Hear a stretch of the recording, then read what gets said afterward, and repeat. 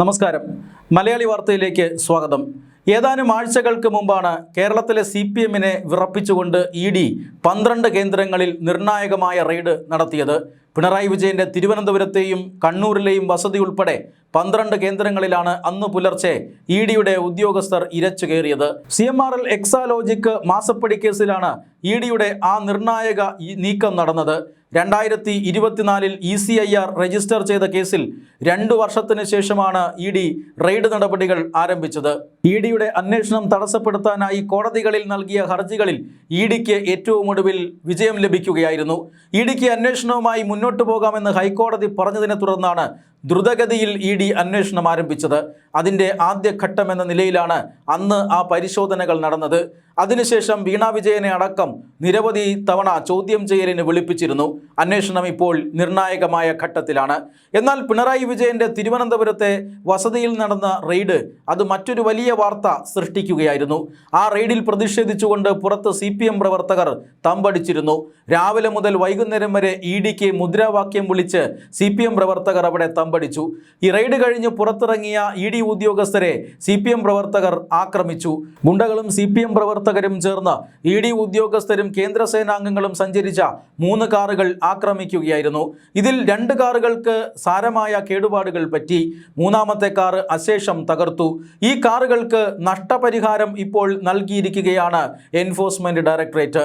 Enforcement ഡയറക്ടറേറ്റിൻ്റെ കേരളത്തിലെ അന്വേഷണങ്ങളുടെ ചരിത്രത്തിൽ ആദ്യമായിട്ടാണ് ഇപ്പോൾ ഒരു നഷ്ടപരിഹാരം ED ഉദ്യോഗസ്ഥരെ സഹായിക്കാനെത്തിയ ടാക്സി ഡ്രൈവർമാർക്ക് ഇപ്പോൾ നഷ്ടപരിഹാരം നൽകിയിരിക്കുന്നത്.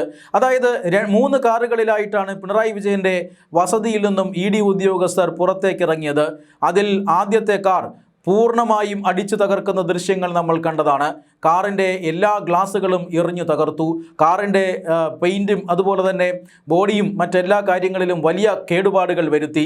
ടാക്സി ഡ്രൈവർ, പാവം തൊഴിലാളിയായിരുന്ന ടാക്സി ഡ്രൈവറുടെ വയറ്റത്തടിച്ചുകൊണ്ടാണ് CPM പ്രവർത്തകർ ഇങ്ങനെ കനത്ത ആക്രമണം നടത്തിയത്.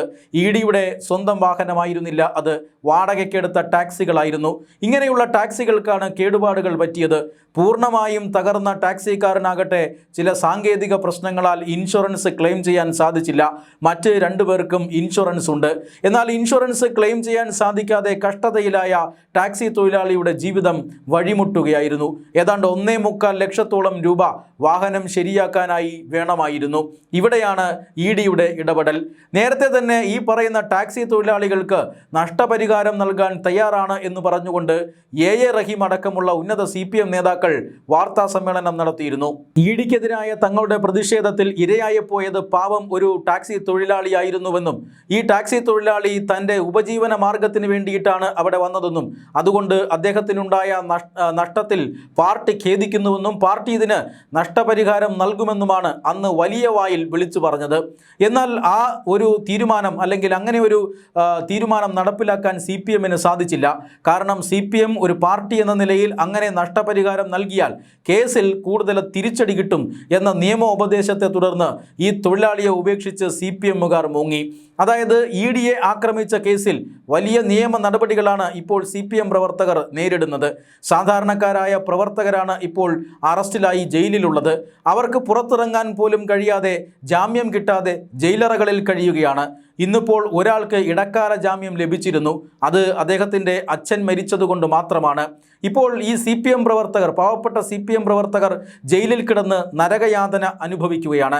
ഒരാളെയും വെറുതെ വിടാൻ ED തയ്യാറല്ല. ഗൗരവകരമായ അന്വേഷണമാണ് സംസ്ഥാന പോലീസും ഇപ്പോൾ ഇതിന്മേൽ നടത്തുന്നത്. ED ഈ കേസിൽ കക്ഷി ചേർന്നിട്ടുണ്ട്. ED-യുടെ ഇപ്പോഴത്തെ ആവശ്യമെന്ന് പറയുന്നത് ഈ പറയുന്ന സാധാരണക്കാരായ പ്രവർത്തകർ മാത്രം ശിക്ഷ അനുഭവിച്ചാൽ പോരാ. വൻ ഗൂഢാലോചന ഈ ആക്രമണത്തിന് പിന്നിൽ നടന്നിട്ടുണ്ട്. ആ ഗൂഢാലോചനയിൽ CPM നേതാക്കൾ പങ്കാളികളായിട്ടുണ്ട്. അവരെ കൂടി പ്രതികളാക്കി വേണം കേസന്വേഷണം പൂർത്തിയാക്കാനെന്ന് ആണ് ഇപ്പോൾ ED-യുടെ ആവശ്യം. ഇങ്ങനെ ഗൂഢാലോചന അന്വേഷിക്കുന്ന സമയത്ത് പാർട്ടി ഈ നഷ്ടപരിഹാരവുമായി ടാക്സി ഡ്രൈവറുടെ മുന്നിലെത്തിയാൽ തീർച്ചയായും നിയമപരമായി കേസിൽ അതൊരു തിരിച്ചടിയാകും.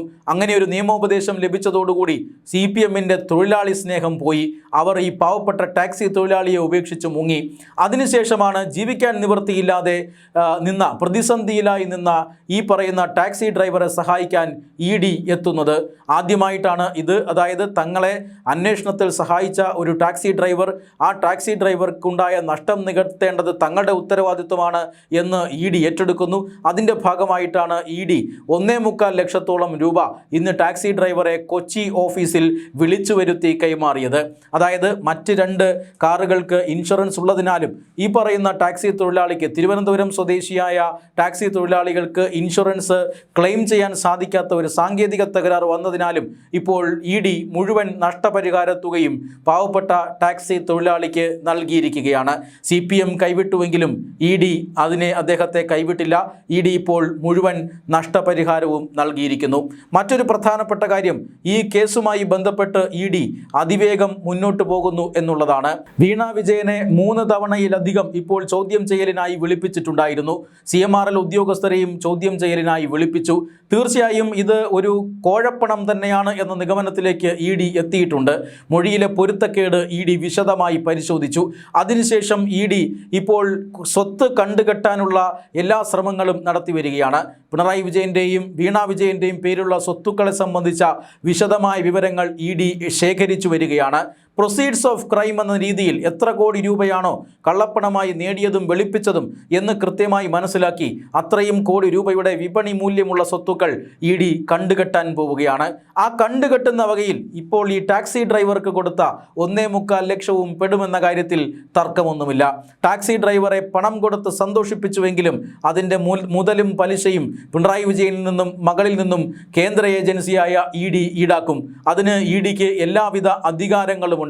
അതുകൊണ്ട് തന്നെയാണ് ഇപ്പോൾ പിണറായി വിജയൻ്റെയും അതുപോലെ തന്നെ വീണ വിജയൻ്റെയും സ്വത്തുക്കളുടെ ലിസ്റ്റ് എടുത്ത് അത് കണ്ടുകെട്ടാനുള്ള നടപടിക്രമങ്ങൾ പുരോഗമിക്കുന്നതിനിടയിൽ ടാക്സി ഡ്രൈവർക്ക് ഇത്രയധികം തുക നഷ്ടപരിഹാരമായി നൽകിയത്. ഇത്രയധികം സാധാരണക്കാരായ പ്രവർത്തകർ വീണ വിജയനെയും അതേപോലെ തന്നെ പിണറായി വിജയനെയും സംരക്ഷിക്കാനായി പുറത്ത് പ്രതിഷേധം നടത്തുകയും ED ഉദ്യോഗസ്ഥരെ തടയുകയും ഒക്കെ ചെയ്ത് ജയിലിലായിട്ടും പിണറായി വിജയനോ മകൾ വീണ വിജയനോ ഈ പ്രതികളെ ഒന്ന് ജയിലിൽ പോയി കാണാൻ പോലും തയ്യാറായിട്ടില്ല. അതുകൊണ്ട് തന്നെ അവരുടെ വീടുകളിൽ വലിയ രീതിയിലുള്ള അമർഷമുണ്ട്. ജാമ്യം പോലും കിട്ടാത്ത വളരെ ഗുരുതരമായ കേസുകളിലാണ് ഇപ്പോൾ ഈ സഖാക്കൾ പെട്ടിരിക്കുന്നത്. ഈ കേസുമായി മുന്നോട്ട് പോകുമ്പോൾ തീർച്ചയായും EDക്ക് അന്വേഷണത്തിൽ തൃപ്തരല്ലെങ്കിൽ കേന്ദ്ര ഏജൻസിയെ ഏൽപ്പിക്കാം ഈ അന്വേഷണം. അങ്ങനെ കേന്ദ്ര ഏജൻസി വന്നാൽ ഏത് സംസ്ഥാനത്താണോ കേസ് രജിസ്റ്റർ ചെയ്യുന്നത് ആ സംസ്ഥാനത്തെ ജയിലുകളിലേക്ക് പ്രതികളെ മാറ്റും. ഇതടക്കമുള്ള വലിയ രീതിയിലുള്ള ആശങ്കകൾ ഈ ജയിലിൽ കിടക്കുന്ന സഖാക്കൾക്കും സഖാക്കളുടെ കുടുംബത്തിനുമുണ്ട്. എന്നാൽ ഈ സഖാക്കൾക്ക് ആശ്വാസകരമായ രീതിയിൽ ഒന്നും പാർട്ടി ചെയ്യുന്നുമില്ല. അതുകൊണ്ട് തന്നെ ED ഇപ്പോൾ അതിനുശേഷം നടത്തിയ റെയ്ഡുകളും മറ്റ് നടപടികൾക്കുമൊന്നും പ്രതിഷേധിക്കാൻ CPM പ്രവർത്തകരെ കിട്ടിയില്ല എന്നുള്ളതാണ്. കേന്ദ്ര ഏജൻസിയെ ആക്രമിച്ചു, ഏജൻസി ഉദ്യോഗസ്ഥരെ കൊല്ലാൻ ശ്രമിച്ചു എന്നതടക്കമുള്ള കേസുകളിൽപ്പെട്ടാണ് ഇപ്പോൾ CPM പ്രവർത്തകർ അകത്ത് കിടക്കുന്നത്. അങ്ങനെ അവർ അകത്ത് കിടക്കുമ്പോൾ പിണറായി വിജയൻ അങ്ങനെ സുഖിച്ച് കിടക്കണ്ട എന്ന് ജയിലിൽ കിടക്കുന്ന സഖാക്കൾ പോലും ആഗ്രഹിച്ചിട്ടുണ്ടാകും. ED അവർക്ക് വേണ്ടിയും കൂടിയാണ് ഈ 1.25 ലക്ഷം രൂപയുടെ നഷ്ടപരിഹാരം പാവപ്പെട്ട ടാക്സി തൊഴിലാളികൾക്ക് നൽകിയത്. തീർച്ചയായും ഈ തുകയുടെ മുതലും പലിശയും പിണറായി വിജയനിൽ നിന്നും ED പിടിച്ചു വാങ്ങും. അതിനായിട്ടുള്ള നടപടിക്രമങ്ങൾ ഇപ്പോൾ ഏറെ പുരോഗമിച്ച് കഴിഞ്ഞിരിക്കുന്നു. വീണ്ടും വീണ വിജയനെ ചോദ്യം ചെയ്യലിനായി വിളിച്ചു വരുത്താനുള്ള എല്ലാ സാധ്യതയുമുണ്ട്. അതായത് 2016 പിണറായി വിജയൻ സർക്കാരും CMRL എന്ന കമ്പനിയുമായി നടത്തിയിട്ടുള്ള ഇടപാടുകളും ദുരൂഹ ഇടപാടുകളുമെല്ലാം ഇപ്പോൾ ED അന്വേഷിച്ചു കൊണ്ടിരിക്കുകയാണ്. മറുഭാഗത്ത് സമാന്തരമായി ED മറ്റൊരു അന്വേഷണം കൂടി നടത്തുന്നുണ്ട്. വീണ വിജയനെ ചോദ്യം ചെയ്യുന്നതിൽ നിന്നും EDക്ക് ഒരു കാര്യം ബോധ്യമായി. ഈ ദുരൂഹ സാമ്പത്തിക ഇടപാടുകളെല്ലാം നടത്തിയിരിക്കുന്നത് വീണ വിജയനല്ല, പിണറായി വിജയൻ കുടുംബത്തിലെ മറ്റൊരു ശക്തനായ ഒരാളാണ് ഈ ഇടപാടുകളെല്ലാം നടത്തിയിരിക്കുന്നത്. അങ്ങനെയുള്ള മൂന്നാമതൊരാൾ ആര് എന്ന അന്വേഷണവും ഇപ്പോൾ ED മുന്നോട്ട് വയ്ക്കുകയാണ്. വീണയുടെ ഭർത്താവ് മുഹമ്മദ് റിയാസിൻ്റെ സ്വത്തുവകകളെക്കുറിച്ചുള്ള അന്വേഷണവും വിവരങ്ങളും ഇപ്പോൾ ED ശേഖരിച്ചു വരികയാണ്. എന്തായാലും വരും ദിവസങ്ങളിൽ ഈ മാസപ്പടി കേസുമായി ബന്ധപ്പെട്ട കൂടുതൽ വിവരങ്ങൾ പുറത്തു വരുമെന്നാണ് സൂചന. വീണയെ വീണ്ടും ചോദ്യം ചെയ്യാൻ വിളിപ്പിക്കുകയോ അറസ്റ്റ് ചെയ്യുകയോ ചെയ്തേക്കാം. നടപടിക്രമങ്ങൾ പൂർത്തിയാക്കി സ്വത്ത് കണ്ടുകെട്ടി കേസ് വിചാരണയ്ക്ക് അയക്കാനും സാധ്യതയുണ്ട്. എന്തായാലും മാസപ്പടി കേസ് കേരളത്തിൽ വീണ്ടും വലിയ രാഷ്ട്രീയ കോലാഹലങ്ങൾ ഉണ്ടാക്കുമെന്ന കാര്യത്തിൽ സംശയമില്ല.